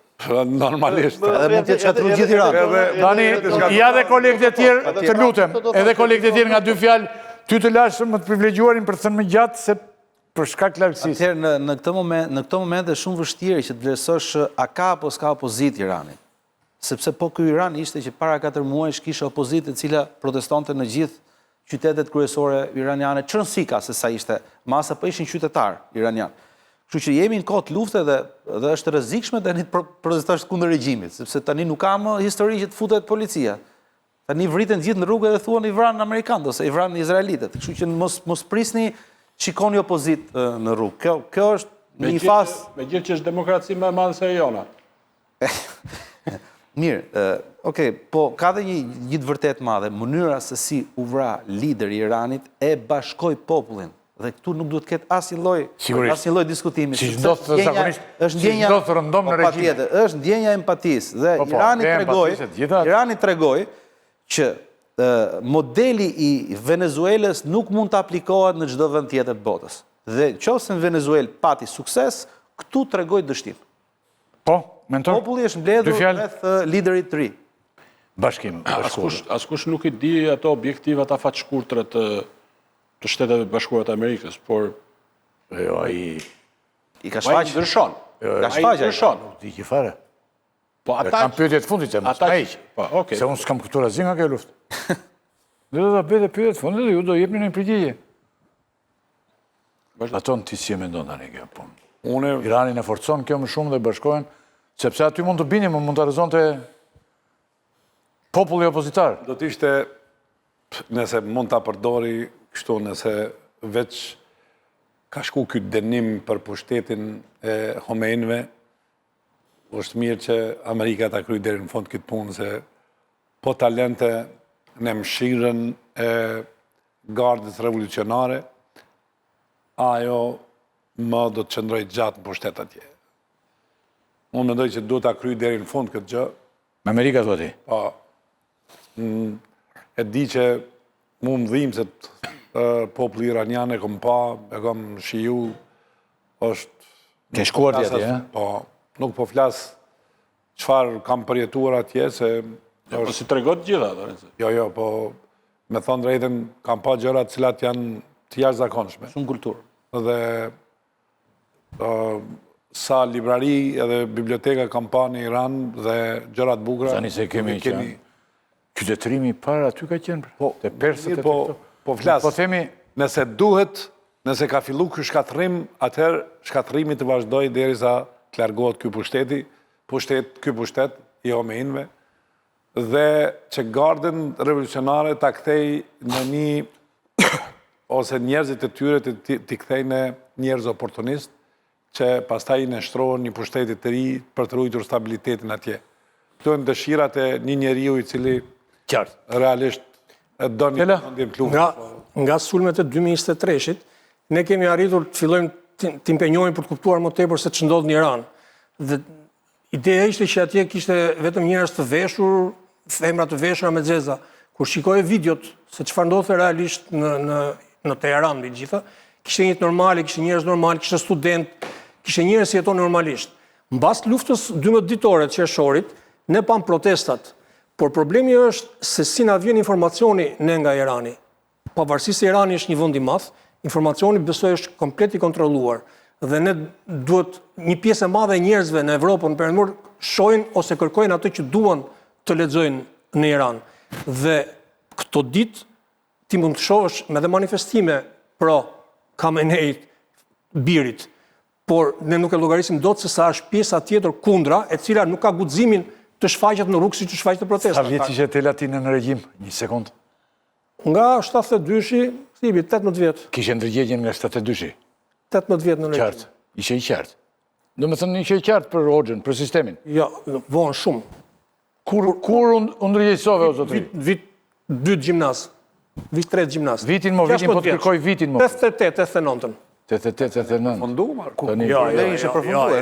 Tela, edhe në atë vit, po është vonë aty, po më përpara, ne që jemi më përpara, që thoshte regjimi ishte berë më burë, që ne mund të shkatronim Shtetet e Bashkuara bashkë, për ballonin me bungër të shtetë. Doktrinimi matë regjimi. Po, regjimet... Qarjet e Kamenejt i ke pam 85-ën. Unë them që kjo unë, aq sa kuptoj unë, nga që kam jetuar në regjim këtu, ai e ka bashkuar Iranin. Pa dashur. Po. Dhe unë me besoj këtë gjë. Tashi, Tani talem. tema ka bashkuar ndaj imperialistit, apo... E ka bashkuar nga imperialistët, regjimi mo ka bërë punë e vetë, nga agresori, tot nga vrasi, nga... Nuk ka rëndësi më bu. Po, atë ditën e parë. Cili është ndikimi... Pam reagimin e popullin dhe që e kishtë edhe pjesë të kënaqur nga vrasi. Fare shkurt, Gjinishë dhe Orsi, fare shkurt edhe njerë për popullatën, thjesht fare dhe shkurt, ndikimi i luftës në ekonominë globale, edhe njerë. Kanalin e diskutuam, që shkakton një problem të madh. Për kaq pak ditë, sa ditë u bënë? 10 ditë. 10 ditë. Për 10 ditë, çfarë ka ndodhur? Me ulsin, do vazhdosh me ulsin. Me kë? Atëherë, okay, po përgjigjem unë i pari. Po. Apo Gjinishe. S'ka problem, vazhdo. Atëherë, Irani për këto 10 ditë po tregon që ka fuqi të gjunjëzoj ekonominë botërore. Irani ka treguar që edhe pse po përballet me 2 fuqi nukleare që janë... Jo, që çka ka... Ma more pyetjen për sprapi. Pyetja ime është shumë e thjeshtë. Çfarë është ndikuar, çfarë ndikimi ka, çfarë ka ndodhur? Ka ndodhur kjo gjë, ka ndodhur kjo gjë, ka ndodhur 15% kjo, 7% kjo, është mbyllur kjo dhe ka është bërë kjo. Dua këto gjëra, nëse i ke, nëse si ke, nuk flet. Atëherë se këta i anullova për shembull. Mund të thoshin dhe këta. E ka çuar fuqinë e naftës nga $70, në këto momente është në $105. E dyta, Irani i tregoi 2 fuqive nukleare, që edhe pse ato janë fuqi nukleare, ato nuk e mundin dot Iranin. E treta, Irani po shkatron ekonomitë e Gjirit Persik, që janë kolonitë Amerikës. E treta, Irani regjimin genocidal dhe vrasës të Izraelit i ka detyruar kolonët slavo-ukrainës, polak të Izraelit që të kalojnë natën nëpër bodrume dhe bunkere, dhe nëse do mund të bëj edhe unë një lutje si kur Baton Haxhiu, lutje që Irani dhe Garda Revolucionare të arrin që ta mundin Izraelin dhe të vrasin njeriu më të rrezikshëm të njerëzimit, Benjamin Netanyahu, i cili e ka futur po ai të dënohet sipas si kriminal. Si kriminal. Netanyahu që e nisi këtë luftë, është Netanyahu ai që bëri gjenocidin në Gaza, është Netanyahu ai që vrau 100.000 palestinez. Ikim nga ky moment. Do me thënë demet janë shkaktuar, janë këto theti, deri këto brenda 10 ditësh. Gjinish? Atëherë përveç kësaj, është bllokuar eksporti i gazit në Katar, i cili është 181 miliard metër kub, që përbën 20% gazit botëror. Kjo është goditja më e madhe. Megjithatë mos harrojmë diçka, nuk është që është godit ekonomia botërore, se deri tani, pavarësisht se kanë lëviz çmimet, nuk është që ka pasur mungesë, por lëvizin gjithmonë çmimet. Kur ka një konflikt, çmimet lëvizin çmimet edhe ke Venezuela, që s'pat asnjë lloj konflikti. Vetëm u mor Maduro. Tregjet janë shumë të ngjeshme. Të mendosh që lufta do vazhdoj për të shkatruar ekonominë botërore, unë nuk besoj që as presidenti Trump, as kush nuk mund ta arrijë këtë histori, sepse të gjithë humbin. Nuk është e vërtetë që Shtetet e Bashkuara të Amerikës nuk humbin sepse i kanë rezervat e naftës e të gazit, sepse ekonomia globale është shumë e lidhur, nuk ka asnjë ekonomi që të funksionojë brenda territorit vet, edhe vetë Shtetet e Bashkuara të Amerikës humbin. Madje në Texas, që ditën e dytë të luftës ndryshoi çmimi i naftës, kështu që mendoj që ka një goditje si çdo krizë tjetër në aspektin ekonomik, vendet e Gadishullit nuk është janë shkatruar, ka pasur 2 rafineri që janë goditur dhe janë dëmtuar pjesërisht, sepse qëllimi i Iranit nuk ka qenë të godasë ekonomitë e vendeve të gjirit. Për ndryshe, një konflikt i tillë, nëse Irani do vazhdonte dhe do godiste objektet civile ose objektet ekonomike të rëndësisë veçantë ose infrastrukturën e vendeve të Gadishullit, atëherë do hapen një armiqësi që nuk do kishte nevojë për armiqësinë me Izraelin në të ardhmen. Unë do të thres erën tjetër. Evropa shumë se më e madhe. Unë do të thres gjenishen tjetër, inxhinier Gjeqarin, që më sqaron, ka vite që më sqaron mua për shumë gjëra dhe unë habite me rajerës, se i thot gjëra të cilat dhe mora disa herë në telefon, se më shkruante që nëse të intereson, thotë, po unë do të thres dhe te internet për këtë problem, ndoshta, të një gjë që nuk njeh në Ballkan mbi Ormuzin, kanalin e Ormuzit, Ngushticën, si lundrohet në kopaqe dhe lufte dhe se ka 43 vjet që shpenzohen për lundruar aty $510 milion në ditë për mbrojtjen e saj. 510 milion i thashë, mora disa herë, unë inxhinier, mos e ke gabim, i thashë, ditën. Do bine 180 miliard në vit. Jo, ta nuk e kam fare gabim dhe mendoj kështu. Ftoja. Tua vërtet? Ftoja. Ti jetë kjo shifër? Ftoja. 510 milion. Kanali Ormuzit mbrohet nga ligji ndërkombëtar i dashur. Në momentin, sepse janë ura ndërkombëtare, është tregtia botërore, në momentin që po shpenzohen kaq tot. Po s'kam asgjë çfarë shpenzimi ka. Çfarë siguri? Se di, do ta thres. Nga banditët thotë. Nga polica asikurative në kjo është në gjithë portet e botës, gjithë ngushticat e botës. Megjithatë ftoje, do të ftoj. Do të ftoj dhe do të gjej sepse është shumë interesante. Tani, baton skemi tani për këtë? Ja, unë Se kanë këta, po ekonomia jonë baton tani si mendon ti. Një sekund lutem, ekonomia jonë tani si mendon ti, apo ekonomia jonë s'ka nevojë për luftë kështu. Bie vetë. Kush? Sa ka ndikuar dhe më ndikoj se është rritur nafta. Kjo e mekut, sikur s'po e përmendin me, 20 cent. mund të sulmohet meku këtu. Kishin pyetur një gazetar i Euronewsit, kishte pyetur edhe ambasadën e Amerikës. Ai kishte dhënë një përgjigje kështu që duhet kujdese këto gjërat që a mund të sulmohet meku. Ka shans. A di cila është vetia e njerëzve? Gjitha ato raketa i thatë theti Ylli. 3000 raketa dhe mund të hedhin një në meku. Nuk përbën rrezik Ndalohen rrugës në Iranit fare. A di cila është vetia? Mos na hedh këtu gabimisht edhe iku dhe zamua me këtë dhe ikëm dhe ne. Koordinata sakta thuati. Jo, po mund të bëjnë dhe gabime. ndalohen rrugës. Dhe tegu këtu Është shumë larg dhe s'ka arsye. Kalojnë në qejt, turq, Nuk është kërcënim me. qejt grek, gjithë ato qejt, ndalohen. gjithë ato Rivanet qejt, natës. Ndalohen rrugës. dalon NATO ato aty. Rivanet natës. Dhe shpëtojmë dhe ne dhe zamua këtu. Arsye Zamiri. Zamiri një larg. gjithë. Është hiperbolizim i madh ky kot. Vendet e Do periferisë. me thënë, ne nuk duhet të rim të qetë. Fare. Tha dhe Edi Rama sot. Duhet të rim të qetë, se vetëm shqetësimet janë të pala iraniane që kemi ne këtu tha, për doktorin. E kishte për këtë shumë, paka shumë. Nuk bën mirë që bëhet ato. Do me thënë, po s'ka gjë. ne nuk mund të prekemi dhe s'ka mënyrë për të prekur ne, ha? Orë si ti, kupton gjeti? Mund të prekemi ne thua jo. Duke qenë ma afra asaj bote, kupton? Nëse Rama do vazhdoj me provokimet kundër Iranit, dhe do të krijoj mujahidinët iranian që të ndërmarrin sulme terroriste kundër Iranit, probabiliteti është shumë i madh që Irani mund të godasi Manzën. Duhet të përmendim diçka se si Rama si Berisha kanë dalë në ditët e fundit dhe thonë jo jemi në NATO, jo artikulli 5 i NATO-s.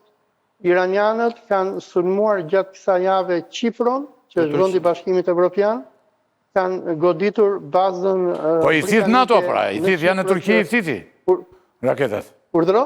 I thith NATO, i rëmben NATO, i godet. Po mirë, NATO i thith, nuk i thith, kjo është muhabet tjetër, por iranianët kanë goditur një vend Bashkimit Evropian, kanë goditur... Do me thënë ti ke dyshime që mund të hamë dhe ne.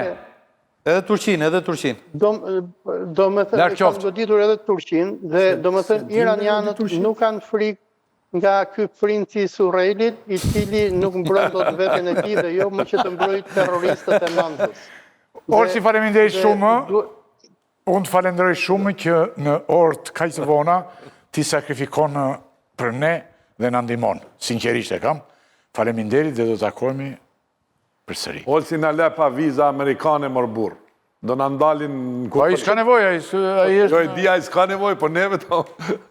Se mos na heq Po që vizat do neve. Amerikën, unë e kam lënë Amerikën me kohën edhe vendi Ky malkuar. është nuk të vetën Amerikë. Kem kampionatin botnor. Olsi, faleminderit shumë, ha. Ditën e mirë, Ju lutem. kalosh mirë, ditë të mbaret gjitha. Eyvallah. Miru pafshim.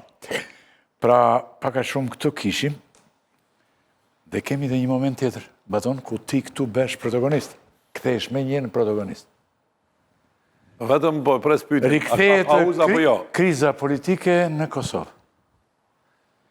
Parlamenti i Kosovës ka dështuar të zgjedhë presidentin e ri, dhe Vjosa Osmani e ka shuar vendin në zgjedhje. Tani shkurt të qartë ti na flet se erdhi dështimi me presidentin, kush është përgjegjës? Prejsi e maj mend vetën, jam në gjendje të jashtëzakonshme në Kosovë. Prejsi e maj mend, edhe në kohët Gjendje Jugosllavi. e zakonshme gjë. Edhe në këtë kohën e tontëri. A është gjendje e zakonshme apo jetin gjendje e zakonshme? Jo, unë jetoj në gjendje të jashtëzakonshme. Jeton në gjendje e zakonshme. Shkoj që ta provokoj Batonin, se zdihet si ky Grenelli që udhej të qendrë Kennedy, që është një qendrë kulturore amerikane, ishte kandidat për sekretar shteti, edhe bile një qendrë që do rindërtohet tani, është një tendër Është pa punë, se do $57 milion, është pa punë, pa prit mas tha, Kosova, tha, inshallah do zoti tha të kthehet Thaçi dhe të bëhet kryeministër. Dhe s'di pse u propozua një pamje në cilën ti po i thoshe një gazetari që se këta mujahidinët e Albinit, po thoshe Vjosa është në lidhje me Grenellin, është në lidhje me Thaçin, është në lidhje me Ramën, edhe do që të rrëzoj Albinin.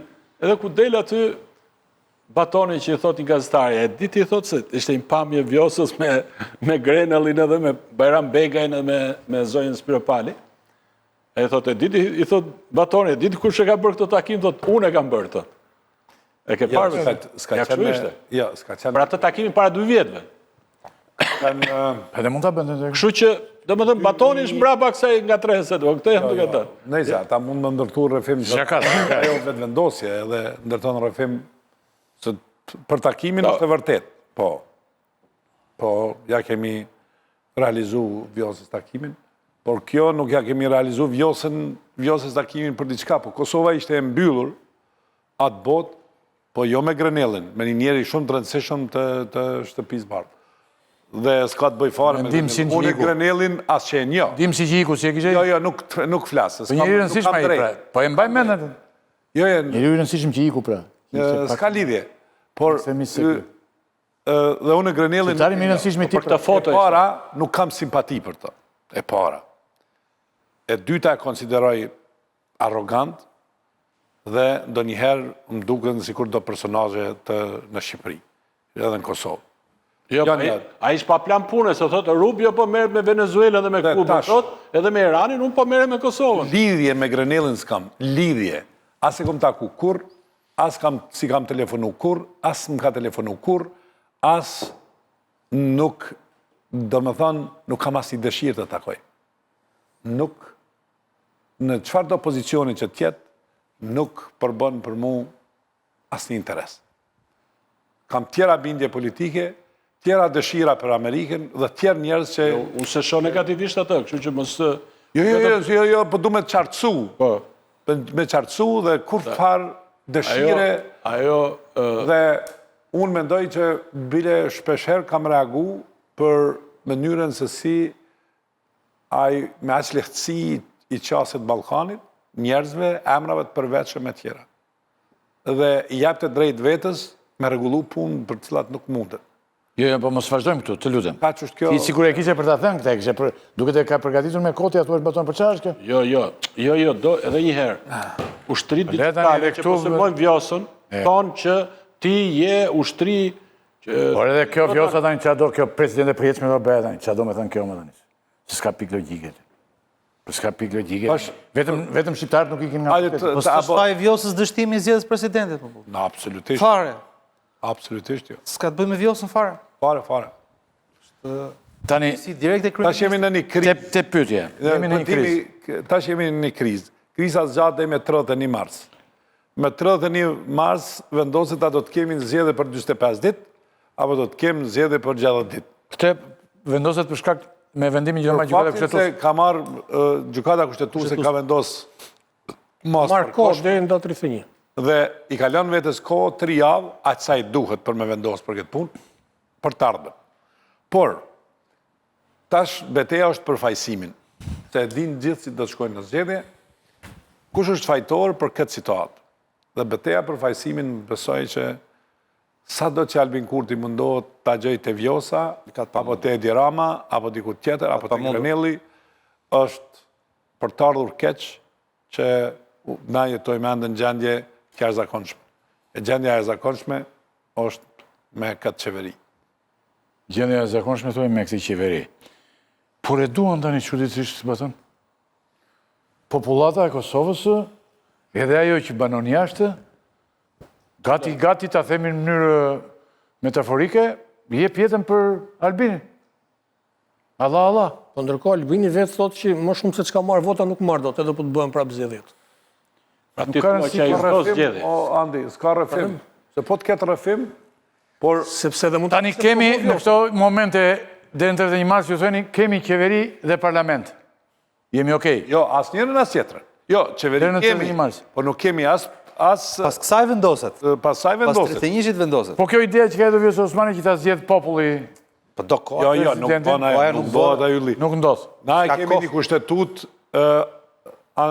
e Ahtisarit, e cila ka vendos kritere atëherë kur ka vendos që Kosova mos i bashkohet as Shqipërisë as Serbisë, ka vendosur që për çështjet të cilat kanë të bëjnë me këto gjëra, të vendosë edhe 2/3 e minoriteteve. Do më thënë, 14 duhet 6 serbë të dalin në anën plus minoritetet tjera, që na ta fitojmë të drejtën për ndryshimin e kushtetutës. Se i kemi 2/3 e minoriteteve dhe 2/3 tona shqiptare. Dhe ti kesh në brenda 80 deputetëve, 2/3 e minoriteteve, kjo arrijet kur. është gati jo s'paku në derisa ne e bëjmë emisionin. Ose derisa na të përfundojmë karrierën tonë.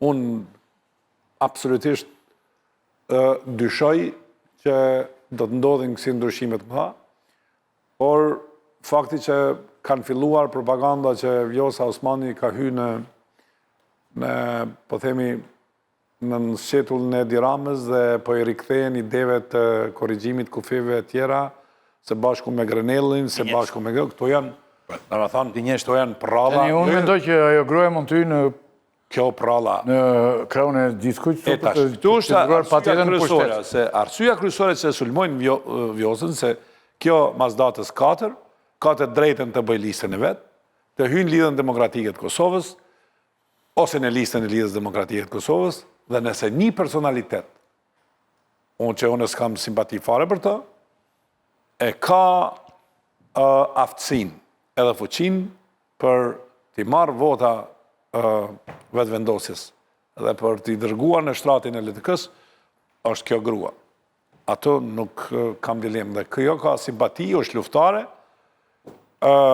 ka retorik politike, ka lidhje të veta në Bashkinë Ndërkombëtare, se në këto 5 vite vetëm kjo ka komunikuar me Bashkinë Ndërkombëtare dhe asnjë njeri. Vetëm se Albin Kurti e gjitha këto vota i ka marrë dhe vazhdon t'i marrë pa Bashkinë Ndërkombëtare.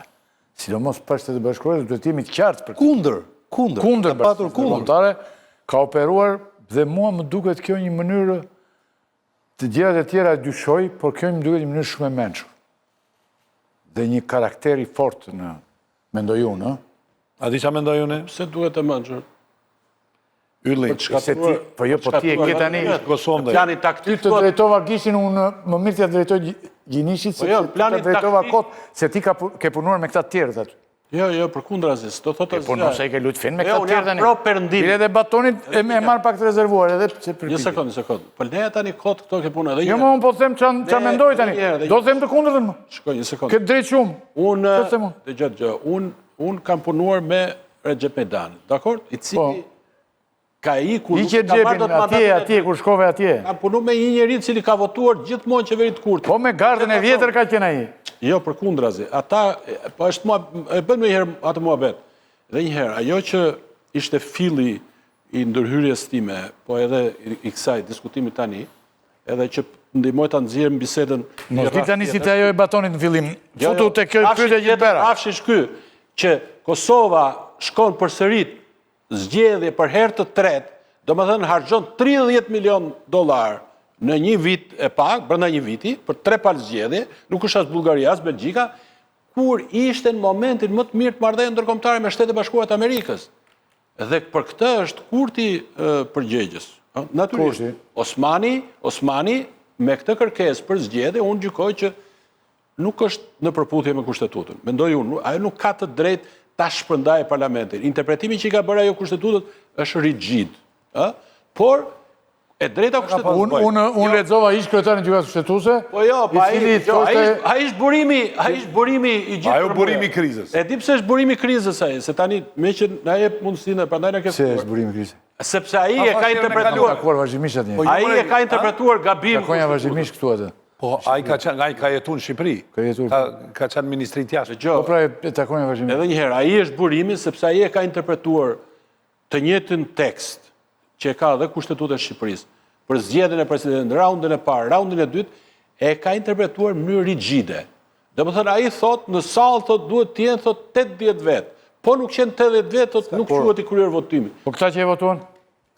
Jo, në gjykatë kushtetuese, po ishin gjithë që kishte zgjedhur me dorë. Të jenë të gjithë 120 vet. Po, edhe 80 votojnë. 80 vota duhet të jenë në kuti. Që çmendurit e llojit vet. Korumi, duhet korum. Po, ajo është nga çmendurit e llojit vet. Të cilët ata mund vendosin të mos e pranonin. Ka një proverb latin, thot, mëllenja e bëri glasën. Dhe u pengua, i ngecën këmbët tek zamka me cilën u bë glasa. Ky e ka prodhuar atë. Ky ka prodhuar disa vendime të tjera gjykatës kushtetuese që janë generatori krizave, kur krijohet qeveria, si rrëzohet qeveria, të gjitha kur krijohen koalicionet me njëherë pas zgjedhjeve. Por ajo që po ndodh mund të krijojë 2 skenarët, cilët ngjajnë me probabilitet të kufizuar, por e para që gjatë kësaj periudhe deri në 31 mars Osmani të pajtohet me Kurti. Që është një pikërisht se tani po llogarisim forcat, po masin forcat me njëri tjetrin. Dhe nëse Osmani demonstron forcë, mund të ketë edhe një koalicion apo jo. Mund të ketë një pajtim të tyre. E dyta, Batoni thotë që nëse Osmani del në fushën e lojës, pra nuk konfirmohet si presidente, po shkohet në zgjedhje dhe kjo kryetari i parlamentit shushtruse të tyre, Vjosa shkon listën e LDK. Jo, Vjosa mund të bëj partinë e vet. Po e bën. Dhe unë ndryshe nga ty, unë mendoj që ajo merr 20%. Kosova, nuk ka kohë. Ti e di më mirë se sa unë Kosovën, por Kosova ka tjetër si tush elan kjo i bën, po du të regjistroj parti gjërat. E bën ajo, sepse ajo merr vota edhe të elektorati vetëvendosjes që është pro-perëndimor, ajo merr vota e thithë dhe LDK-n. Dhe me e mbështetur dhe ndërkombëtarisht. Ja tani mos e bëni tani atë që është heroina. E kuptoj që bënim shkurt e palvatën këtu. Ajo, shiko, ti nuk e Po e shkurtën e bënim kur vritej. Ishte bërë dhe më erdhi pak kështu që se kisha kapur unë për ta bërë shkrim dhe Azbatoni. Ka dalë grafite të saj me Trumpin bashkëpunëtor në genocid, në muret e Kosovës. E kupton se ç'do të thënë kjo?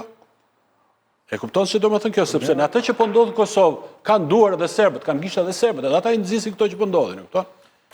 Dhe ajo, do që ka energji, jemi në limite tani, për të shkuar në faktor elektoral shumë të rëndësishëm në Kosovë. Por mund të kishte siguru pak vota nga LDK-ja për të plotësuar numrin 61.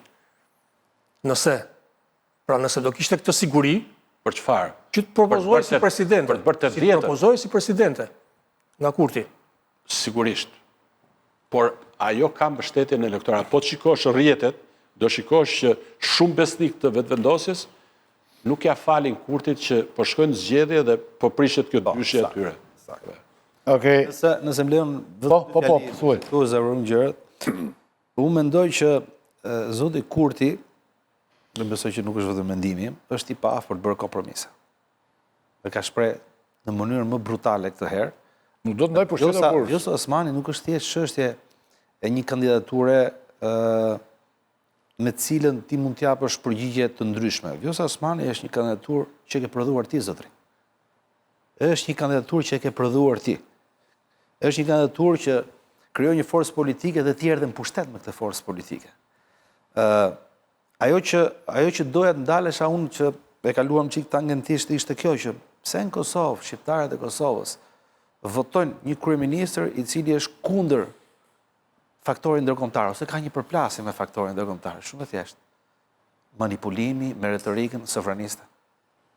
Shqiptarët e Kosovës kanë sovranizmin prioritar, sepse shtet i sapo formuar, në momentin që Kosovës i hedh temën, shiko se Bujanovci, shiko se Presheva, shiko se Kufit, harroje, besoj, ju e njihni më mirë, nuk do ta di njëri, sidomos perëndim, nuk do ta di njëri pastaj kush ka po negocion me Borrellin apo me Trump. Gjendjen që përjeton në Kosova, me dy forcat politike që ushtruan pushtet dhe me po ikën ato. forcën tjetër ikën ata. 5 vjetën, çfarë? Atëre, pyetja që duhet bëju është kjo, që për të shmangur mosmarrëveshje të kësaj natyre, pse të mos bën të merret koha e nevojshme dhe të zgjidhet më tani dakord, ose në zgjedhje të kalohet ose të zgjedhet një president në këtë mënyrën që zgjedhet. Po pse të mos zgjedhet nga populli presidenti për shkak? Po se kërkon komërbur, kërkon ndryshime, janë të bëjnë pamundura të ndodhin tani ato. Janë të pamundura të ndodhin. Edhe nëse do bëjnë dakord, bëhet për zgjedhjet e ardhshme. Minoritetet aty, kjo është,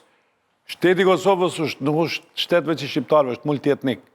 Vete kur e kemi nënshkruar pavarësinë. Edhe serbët votojnë pro ndryshime kushtetuese. Nuk e di. Për çka?